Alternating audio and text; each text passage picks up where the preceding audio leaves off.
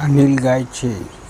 જેવી રીતે તમે ઘરમાં કૂતરું કે બિલાડી પાળો છો, તેને ટાઈમસર ખાવા આપો છો, તો એ કોઈ દિવસ બહાર નીકળતું નથી. એવી રીતે આ ગાયને તમે 2-3 વાર તમે ખવડાવો તો ટાઈમ થાય ત્યારે આ ગાય તમારા ઘરની આગળ આવીને ઊભી રહે છે. કોઈને નુકસાન પહોંચાડતું નથી.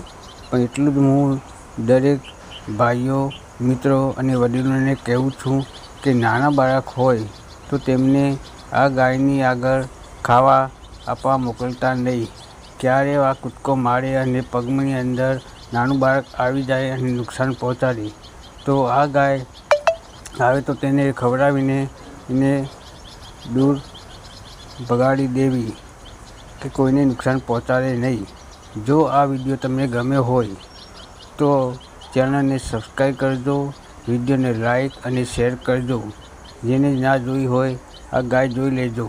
આ પાલતુ પ્રાણી હોય તેવી રીતે જ આ ગાય હોય છે.